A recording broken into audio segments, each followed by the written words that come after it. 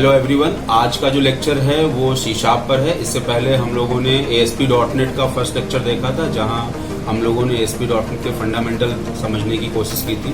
इस लेक्चर में हम लोग सी शार्प से स्टार्ट कर रहे हैं और सी शार्प का ये पहला लेक्चर है। इस लेक्चर को आप लोग देखिए और सब्सक्राइब करते रहिए, और इसका जो नेक्स्ट लेक्चर होगा वो जल्द ही आपके पास आएगा। तो आज हम लोग बात कर रहे हैं सी शार्प की। ठीक है, सी शार्प पर अगर आप लोग देखेंगे तो सी शार्प बेसिकली क्या है, एक प्रोग्रामिंग लैंग्वेज है। जैसे कि हम लोग दूसरी प्रोग्रामिंग लैंग्वेज पढ़ते थे C++, जावा, वैसे ही सी शार्प आपकी जो है, सी शार्प एक क्या है, प्रोग्रामिंग लैंग्वेज है, जहां हम लोग प्रोग्राम बनाते हैं। जैसे हम लोगों ने सी लैंग्वेज में बनाए थे, जैसे हम लोगों ने जावा लैंग्वेज में बनाए थे, जैसे हम लोग और अदर लैंग्वेज में करते हैं, वैसे ही सी शार्प में करते हैं। सी शार्प माइक्रोसॉफ्ट की डेवलप की हुई लैंग्वेज है। सी शार्प सबसे पहले जब आई थी तो 1999 में आई थी। उससे पहले इसको कूल नाम से बोला गया था, जो कि आपकी 1996 में इंट्रोड्यूस किया था माइक्रोसॉफ्ट ने।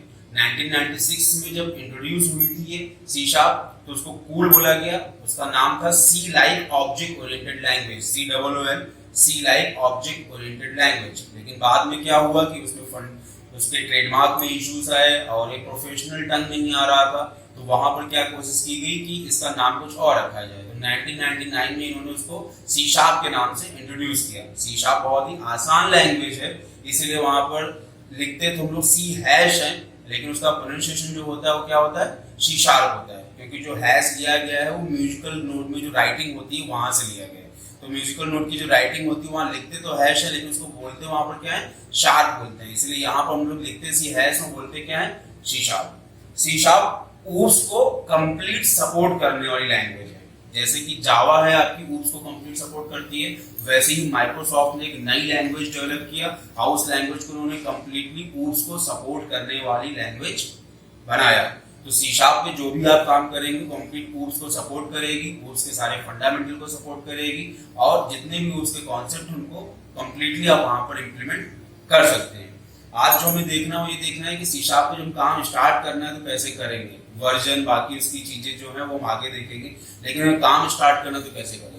तो सी शार्प की जो आईडीई है जिसमें हम लोग काम करेंगे वो विजुअल स्टूडियो है। विजुअल स्टूडियो माइक्रोसॉफ्ट का सॉफ्टवेयर है, उसको आप लोग यूज कर सकते हैं। बहुत सारे वर्जन है उसमें, आप 13 पे काम करें, 12 पे काम करें, 19 पे काम करें, वो आपके ऊपर है। सी शार्प हर जगह वैसे ही काम करेगी। अगर हम सी शार्प का सिंटैक्स देखें कैसे हमें काम करना है, तो सी शार्प पर सबसे पहले आपको क्या देखना है, सी हैश। इसका जो सिंटैक्स होगा,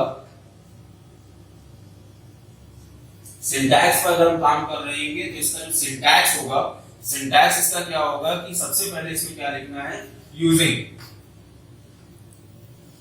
सबसे पहले हम क्या लिखेंगे, यूजिंग। उसके बाद क्या होगा, सिस्टम। ठीक है, तो यूजिंग देन सिस्टम।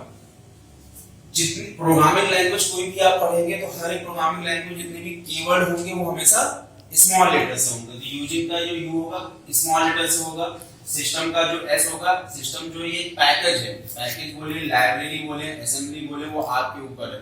तो सिस्टम आपका क्या है, पैकेज है, तो सिस्टम का जो एस होगा वो स्मॉल लेटर से होगा, सॉरी कैपिटल लेटर से होगा। देन यहां हमने क्या लगा दिया, सेमीकोलन, क्योंकि लाइन यहीं पर खत्म हो रही है। इस पूरी लाइन को सी शार्प में क्या बोलते हैं हम लोग, नेम स्पेस बोलते हैं। जैसे कि जावा हम लोग क्या बोलते हैं इसको, सी लैंग्वेज में बोलते हैं हेडर फाइल, जावा हम लोग इसको बोलते हैं पैकेजेस। वैसे ही सी शार्प में जब आप पढ़ रहे होंगे तो इस पूरी लाइन को हम लोग क्या बोलेंगे, नेम स्पेस, जिसमें यूजिंग एक कीवर्ड है, सिस्टम आपकी एक लाइब्रेरी है। लाइन खत्म हुई है तो हमको यहाँ पर सेमीकोलन लगाना है, ताकि आपको प्रोग्राम को ये पता चल सके कि आगे जो आप करेंगे वो नई लाइन का कोड है। और इस पूरी लाइन को क्या बोलेंगे हम लोग, नेम स्पेस बोलेंगे। सिस्टम यूजिंग में यू स्मॉल होगा, USING पूरा स्मॉल होगा, सिस्टम में एस कैपिटल, बाकी सब स्मॉल। आसान करने के लिए अभी मैंने लास्ट में बताया ही है कि जितने भी कीवर्ड है वो स्मॉल है, जितने भी package, class name and method name use करेंगे आप, वो सब कैपिटल लेटर से होंगे। तो हमने यहाँ यूज किया यूजिंग सिस्टम। अब हमें क्या करना है, सी शार्प जो है वो ऊप्स को सपोर्ट करती है। जैसे हम लोग सी लैंग्वेज में काम करते हैं तो हम लोग डायरेक्टली मेन बना देते थे, कोई क्लास नहीं बनाते, क्योंकि सी लैंग्वेज क्लास सपोर्ट करती भी नहीं है। तो यहाँ पर हमें सी शार्प में काम करना है, सबसे पहले हमें क्या बनाना पड़ेगा, क्लास। क्लास बनाने के लिए वही सेम चीज, CLASS क्लास। क्लास नेम आप कुछ भी दे सकते हैं, क्योंकि क्लास नेम जो है वो एक यूजर डिफाइंड वेरिएबल है। तो जो भी आप बनाना चाहें, अगर सही तरीका यह है कि जिस चीज का आप प्रोग्राम लिख रहे हैं, जिस चीज का आप कोड लिख रहे हैं, उस चीज का नाम आपको क्लास का नाम रखना है।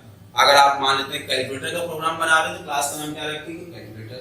आप एडिशन का बना रहे हैं तो एडिशन रखेंगे। जो आप प्रोग्राम बना रहे हैं वो रखिए। बाकी आप क्लास का नाम क्या रख सकते हैं? वेरिएबल टाइप होना चाहिए।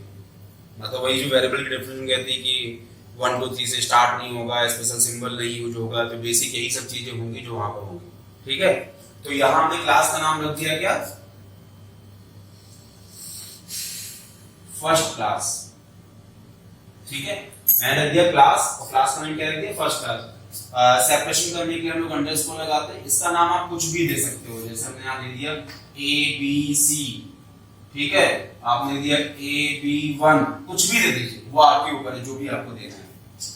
क्लास का नाम जब भी रखते हैं तो हम लोगों को ये बताया जाता है क्लास का जो पहला वर्ड है वो आप कैपिटल रखिए। ऐसा बिल्कुल एक प्रोग्रामिंग के हिसाब से नहीं है, लेकिन एक जब हम लोग कोड करते हैं तो कोड में हमको एक हायरार्की बताई जाती है, एक तरीका बताया जाता है कि इस वे से आप प्रोग्राम को करिए। तो जितनी भी आप प्री डिफाइंड क्लासेस यूज करते हैं तो पहले वर्ड हमेशा क्या होंगे? कैपिटल होते हैं। तो इसलिए आपको बोला जाता है कि आप जो क्लास डिफाइन करें उसका पहला वर्ड क्या रखें? आप कैपिटल रखिए। तो हमने यहाँ पर क्लास का पहला नाम क्या, पहला वर्ड क्या रख दिया? कैपिटल। फर्स्ट क्लास, कुछ भी रख सकते हैं आप, हेलो रख दीजिए। ठीक है, वो आपके ऊपर है। ये हमारी बन गई क्लास। क्लास एंड नहीं होती है। क्लास क्या होती है? क्लास एक एरिया होता है, एंड नहीं होता है। तो इसीलिए जो भी चीज प्रोग्रामिंग लैंग्वेज जिसका एंड पॉइंट नहीं होगा, जहां एंड पॉइंट होगा वहां सेमीकोलन लगाएंगे, उसको बोलते हैं स्टेटमेंट। जितनी भी स्टेटमेंट है वहां सेमीकोलन लगेगा, एंड पॉइंट होगा। लेकिन जहां पर स्टेटमेंट नहीं होगी, जहां पर स्टेटमेंट नहीं होगी, जहां पर एक एंड पॉइंट नहीं फिक्स होगा, हमारे पास एक एरिया मेंटेन हो रहा होगा, वहां हम लोग क्या लगाएंगे? कर्ली ब्रेसेस लगाएंगे। तो यहाँ पर क्या होगा? एक लगेगा कर्ली ब्रेसेस ओपन और कर्ली ब्रेसेस क्लोज। अब बात करते हैं, ये हमने बना लिया सिंटैक्स। अगर देखें यूजिंग सिस्टम क्लास में यहाँ क्या सेमीकोलन लगेगा? नहीं, सेमीकोलन नहीं लगेगा। जब मेथड लिखेंगे क्या सेमीकोलन लगेगा? नहीं लगेगा। इंटरफेस बना रहे हैं सेमीकोलन लगेगा? नहीं लगेगा। ठीक, तो कोई ऐसी चीज जहां एरिया मेंटेन होगा सेमीकोलन नहीं लगेगा। जहां स्टेटमेंट है, अंग्रेजी पढ़ते थे तो अंग्रेजी में क्या होता था? अगर कोई मैंने पूरा एक सेंटेंस लिखा तो लास्ट में क्या लगाते थे? Full stop. हिंदी में क्या लगाते थे? पूर्ण विराम। तो वैसे यहां हम लोगों को क्या लगाना है? सेमीकोलन। और जहां हमें नहीं पता होता एंड पॉइंट क्या है, वहां हम लोग कुछ नहीं लगाएंगे। यहाँ क्या लगाएंगे? कर्ली ब्रेसेस लगाएंगे, ओपन एंड क्लोज। जितने कर्ली ब्रेसेस ओपन होंगे उतने ही कर्ली ब्रेसेस क्लोज होंगे, जितने कर्ली ब्रेसेस ओपन होंगे उतने ही कर्ली ब्रेसेस क्लोज होंगे। अब क्लास क्या होती है? What is class? Class is a blueprint of resource. जो भी हम रिसोर्सेज यूज कर रहे हैं, जो भी हम चीजें यूज कर रहे हैं, उसका जो ब्लूप्रिंट है वो आपकी क्या होगी? क्लास होगी। अगर एक एग्जांपल के थ्रू समझे कि क्लास क्या है, तो क्लासेस, कुछ बच्चे बोलेंगे classes is a collection of object, class is a collection of function, methods. तो लेकिन अगर एक सही डेफिनेशन अगर देखें तो class is a blueprint of resource. जो भी रिसोर्सेज हैं उसका जो ब्लूप्रिंट है वो बेसिकली क्या होगा? वो आपका क्लास होगा। अब एक एग्जांपल में तो समझते हैं। अगर हमने यहाँ पे लिखा है क्लास का नाम लिखा है first underscore class and then area बना दिया है, इसके अंदर भी हमने कोई कोड नहीं किया है, तो इस क्लास के अंदर कुछ होगा भी? कुछ नहीं। अब इसका अब क्लास सिर्फ एक नेम बनाया गया है चीजों को कैटेगराइज करने के लिए। जब ऊप्स आई, ऑब्जेक्ट ओरिएंटेड अप्रोच जब आई, तब वहां पर क्लास को स्टार्ट किया गया। और अगर ऊप्स में हम क्लास हटा दें तो सब कुछ हट जाएगा। क्लास हटाएंगे तो इनकैप्सुलेशन हट जाएगा, क्लास हटाएंगे एब्स्ट्रैक्शन हट जाएगा, क्लास हटाएंगे इनहेरिटेंस हट जाएगा। तो क्लास ही मेन है अगर हम उसको स्टार्ट करते हैं। और क्लास आई क्यों? चीजों को कैटेगराइज करने के लिए आई है, चीजों को ऑर्गेनाइज करना है, कैटेगराइज करना है, सिक्योर करना है, तो हम लोग क्लास का यूज करेंगे। तो क्लासेस जो है वो एक ब्लूप्रिंट है किसी भी रिसोर्स का। अब अगर एक क्लास का एग्जांपल ले, हम समझें कि अगर हम एक एग्जांपल लें कि स्टूडेंट नाम की क्लास है, उसके अंदर राम, श्याम, मोहन नाम के 3 ऑब्जेक्ट हैं, 3 नेम हैं। तो अगर हम इस चीज को देखें तो राम, श्याम, मोहन तो हमने देखा है, लेकिन क्या स्टूडेंट हमने देखा है? जो बात समझाना चाह रहा हूं उस बात को समझिए आप। जैसे कि बर्ड कभी देखिए, प्लांट कभी देखा है, पेड़ देखा है कोई पेड़, कि पेड़ क्या होता है? जब अगर मैं बोलूंगा कि जो है स्टूडेंट आ रहे हैं और कोई स्टूडेंट नहीं आया, तो क्या कोई स्टूडेंट आया? कोई स्टूडेंट नहीं आया। मैंने बोला कि अगर मैं आपसे बोलूं कि आप अगर एक क्वेश्चन पूछते हैं वहां पर कि क्या आपने पेड़ देखा है, प्लांट देखा है, तो आप लोग बोलोगे हाँ देखा है। कौन सा? सर आम का है, बबूल का है, अमरूद का है, सेब का है, बहुत सारे पेड़ होते हैं सर, लेकिन क्या एग्जैक्टली पेड़ देखा है आपने? तो आंसर आएगा नहीं, हमने एग्जैक्टली पेड़ तो नहीं देखा, क्योंकि है ही नहीं कुछ, देखो कहां से। अभी बोलो आपसे, आपने चिड़िया देखी क्या? हाँ देखी है सर। कौन सी देखी है? नाम गिनाना शुरू कर देगा। बत्तख देखा है, कबूतर देखा है, हंस देखा है, बगुला देखा, नाम गिनाएगा, लेकिन क्या एग्जैक्टली चिड़िया देखी? नहीं। क्या सब्जी देखी आपने? नहीं। क्यों? है ही नहीं, तो देखोगे कहां से? वो तो एक वर्ड बनाया गया उन चीजों को उसके अंदर कैटेगराइज करने के लिए। इसलिए बोला जाता है कि class is a collection of similar type of object. जो सिमिलर टाइप के ऑब्जेक्ट होंगे, मींस जो सिमिलर टाइप की चीजें होंगी, जैसे कि बर्ड जो सिमिलर टाइप की थी, जिसके अंदर सेम कैरेक्टरिस्टिक देखी गई, जिसके अंदर सेम प्रॉपर्टीज देखी गई, उसको उठा करके एक बर्ड नाम की क्लास के अंदर डाल दिया गया। स्टूडेंट जिसके अंदर सेम एक हायरार्की देखी कि हाँ पढ़ने लिखने वाले बच्चे ये पढ़ते हैं, उनको एक सेम कैटेगरी में करके डाल दिया गया, बोल दिया स्टूडेंट। पेड़ों में देखा गया ये ऐसी ऐसी कुछ प्रॉपर्टीज होती हैं, ऐसी ऐसी कुछ चीजें होती है, छुड़ा के पेड़ में डाल दिया गया, तो चीजें क्या हो गई? कैटेगराइज हो गई। यही जो रियल वर्ल्ड इन्वायरमेंट का कैटेगराइजेशन है, इसी चीज को प्रोग्रामिंग में लाया गया, उसको बोला गया क्लास। इसलिए बोलते हैं क्लास जब आप यूज करते हो तो प्रोग्राम आपका क्या होता है? सिक्योर हो जाता है। तो क्लासेस कुछ नहीं है, ब्लूप्रिंट है किसका? रिसोर्स का। ठीक है, तो ये हमने बनाई क्लास। एक प्रोग्राम में आप कितनी भी क्लास बना सकते हैं, 10, 20, 15, 50, वो आपके ऊपर डिपेंड करता है। तो हमने यहाँ क्या बना दी? Class, first class. अब सिंटैक्स आगे हमें फॉलो करना है, तो इस प्रोग्राम को रीड करने के लिए प्रोग्राम क्या करेगा? इसके अंदर क्या ढूंढेगा? मेन ढूंढेगा। आपने यहाँ पैकेज यूज कर दिया, पैकेज यूज करने से क्या होगा? इसके अंदर जो क्लास है, जो मेथड है, वो सब आपको मिलने शुरू हो जाएंगे। अगर आप इसको यूज नहीं करते हैं तो इसके अंदर की जो क्लास है, मेथड है, वो आपको डायरेक्टली एक्सेसिबल नहीं होंगे। आप उसको कैसे एक्सेस करोगे? सिस्टम डॉट करके एक्सेस करोगे। तो डायरेक्टली एक्सेस करना है तो हमने ऊपरी वहां पर क्या किया, पूरा का पूरा जो पैकेज था वो हमने वहां पर यूज कर लिया। मींस पूरा पूरा जो नेम स्पेस था हमने वहां पर यूज कर दिया। तो हमने क्लास बना लिए। अब यहाँ क्या बनाना? मेन। सी शार्प में जब आप पढ़ते हो तो मेन का जो एम होता है वो होता है कैपिटल लेटर से। दूसरी किसी भी प्रोग्रामिंग लैंग्वेज में देखते हैं आपका मेन का एम जो होता है वो स्मॉल लेटर से होता है। तो मेन का क्या होगा? MAIN। Main is a function method, method should है पैरेंथेसिस। तो यहाँ पर क्या आएगा? पैरेंथेसिस। ठीक है, तो हमने क्या किया? मेन, और हमने यहाँ पर पैरेंथेसिस बना दिया क्योंकि ये मेथड है। मेथड हमेशा रिटर्न टाइप देगा। तो जहां हमको रिटर्न टाइप नहीं पता होता वहां हम क्या लगा देते हैं? वॉइड लगा देते हैं। ठीक, अगर हमें पता है तो हम क्या लगाएंगे? इंट, फ्लोट, स्ट्रिंग, ये सब लगा देंगे। अब ये मेन की जो एक्सेसिबिलिटी है वो कैसे होनी चाहिए? पब्लिक होनी चाहिए। ठीक है, तो यहाँ पर एक्सेस ऑपरेटर क्या लग जाएगा? आपका पब्लिक लग जाएगा। ठीक, अब ये मेन जो है वो सबसे पहले लोड होगा। अभी अगर देखें मेथड की डेफिनेशन के हिसाब से, अगर हम कोई यूजर डिफाइंड मेथड बनाते हैं तब भी हम ऐसे बनाएंगे। कैसे बनाएंगे? Public void sum, public void subtraction, void की जगह int, float हम यूज कर सकते हैं, रिटर्न टाइप पर डिपेंड करेगा। वो आगे हम देखेंगे क्या होता है। लेकिन ये सबसे पहले लोड होना चाहिए। तो यहाँ पर क्या लग जाएगा? पब्लिक से पहले स्टैटिक। कोई भी चीज सबसे पहले आपको लोड करानी होती है प्रोग्राम में, चीजों में, उसमें आप क्या लगा देते हो? स्टैटिक। यहाँ क्या लग जाएगा? स्टैटिक।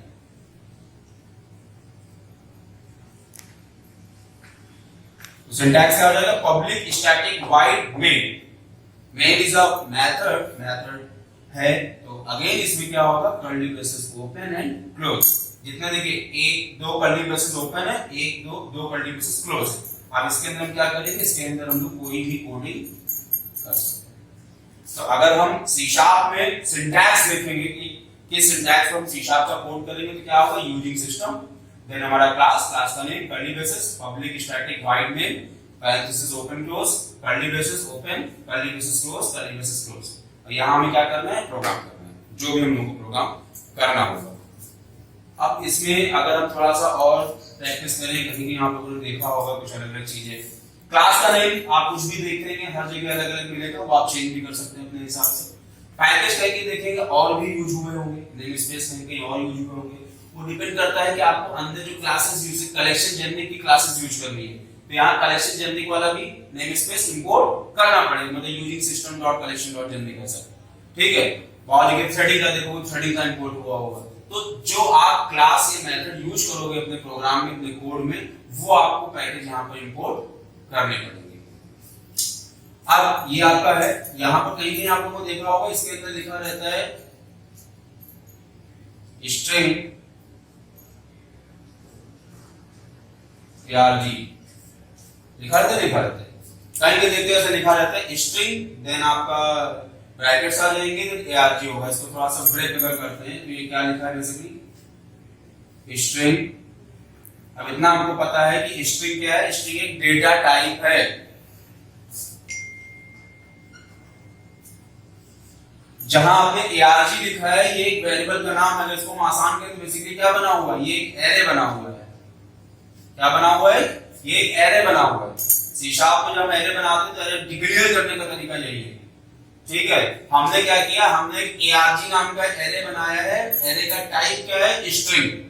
जैसे कि आप लोग बनाते हो int then square bracket ARG की जगह हम लिखते हैं यहाँ पर ARR लिखते हैं, हम A लिखते हैं, B लिखते हैं, ये भी एक वेरिएबल ही है, लेकिन इसमें पास क्या होते हैं, पास होते हैं आर्गुमेंट्स, इसलिए यहाँ पर हम जनरली क्या देखते हैं, ARG देखते हैं, ठीक है।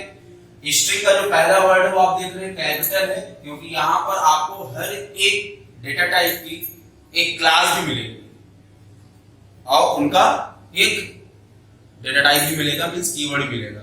मतलब इंट यूज कर रहे हैं तो उसकी क्लास है, अगर स्ट्रिंग यूज कर रहे हैं उसकी भी क्लास है। जितनी भी क्लासेस होंगी, अभी मैंने बताया कि क्लासेस कैपिटल लेटर से होंगी, और जितने भी आप कीवर्ड यूज करेंगे सारे के सारे कीवर्ड स्मॉल लेटर से होंगे। तो यहाँ इसलिए जो आप ये देखते हैं ये string then square bracket ARG, इसका मतलब क्या है, ARG के कुछ भी लिख सकते हैं, स्ट्रिंग जहाँ है ये आपको यही लिखना है, देन ये आपका एक एरे बना हुआ है। इसका यूज हम तब करते हैं जब हमको कोड करना होता है कमांड प्रॉम्प्ट पर। अगर हमने नोटपैड खोला है, नोटपैड पे कोड लिखा है एंड उसके बाद हमने कमांड प्रॉम्प्ट पर जाकर के इस प्रोग्राम को रन करवा रहा हूं, तो वहां पर आपको ये लिखना मैंडेटरी है। लेकिन अगर आप कोई IDE सॉफ्टवेयर यूज कर रहे हैं तो IDE सॉफ्टवेयर में आपको इस कोड को लिखना मैंडेटरी नहीं है। क्यों? क्योंकि आप नोटपैड पे काम कर रहे होते हैं तो रैम पर आप मेमोरी एलोकेशन दे रहे होते हैं, लेकिन जब आप IDE पे काम कर रहे हो तो IDE ऑटोमेटिक आपके प्रोग्राम के हिसाब से रैम पर मेमोरी एलोकेशन दे देता है आपके प्रोग्राम के लिए। नोटपैड हमने यूज किया, उसका हमने कमांड प्रॉम्प्ट चलाया, कमांड प्रॉम्प्ट चलाया तो कंपाइलर डायरेक्ट कॉल हुआ, रैम पर लोड हुआ प्रोग्राम। जब प्रोग्राम रैम पे लोड हुआ तो रैम को बताना है कि वहां पर कौन सा कोड आ रहा है, तो उसके लिए मेमोरी एलोकेशन देना पड़ेगा। लेकिन जब IDE पे यूज करते हैं तो ऑटोमेटिक वो कर देता है, जो उसका एनवायरनमेंट है CLR वो ऑटोमेटिक उन सब चीजों को कर देता है। इसलिए जब आप लोग कहीं नहीं देखेंगे इसको बिना यूज के भी प्रोग्राम मिलेगा, कहीं भी देखेंगे यूज करने के साथ भी प्रोग्राम मिलेगा, ठीक है।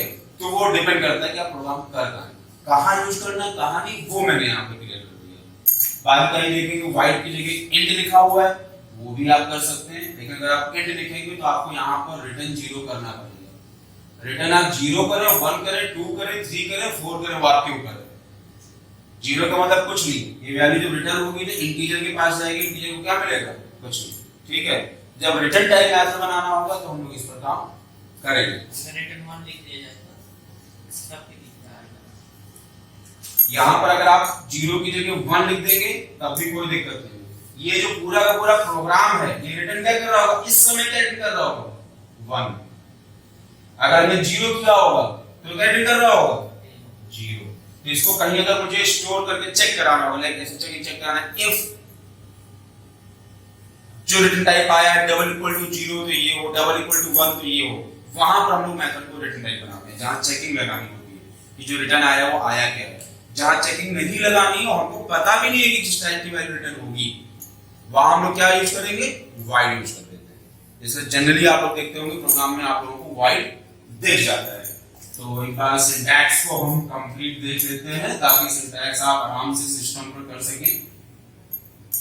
और कल हम लोग इसको प्रैक्टिकल करेंगे और प्रैक्टिकल करके इसमें हम लोग कुछ कोड और प्रोग्राम लिखेंगे। जैसे हमने यहाँ पर किया, क्या सबसे पहले लिखना है आपको, यूजिंग लिखना है एंड यूजिंग के बाद आपका सिस्टम आएगा,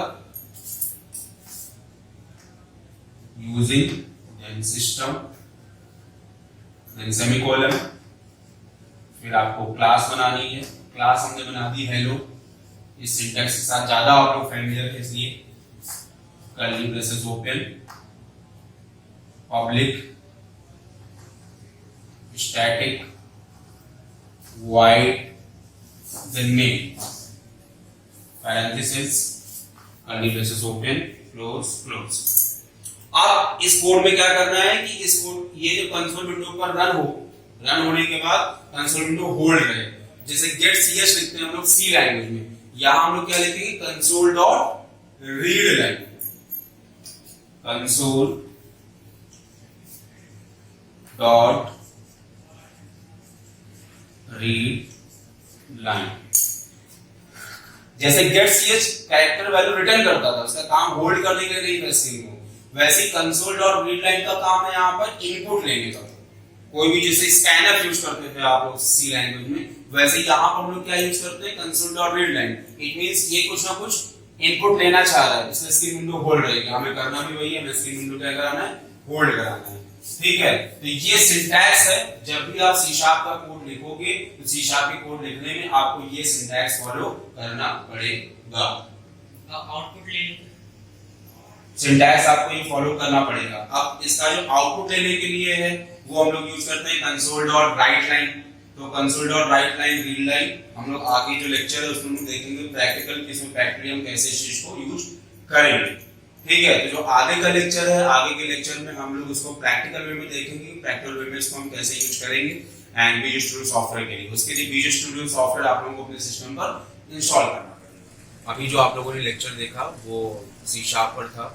नेक्स्ट जो वीडियो आएगा उसमें सी शार्प पर प्रैक्टिकल हम लोग काम करेंगे और जल्द ही वो वीडियो अपलोड होगा।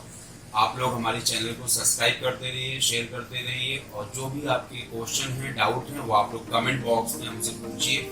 जितने ज़्यादा आप क्वेश्चन पूछेंगे उतना ज़्यादा हम लोग भी आप लोगों को आंसर दे पाएंगे। तो हमारा वीडियो देखिए, सब्सक्राइब करिए। Thank you so much.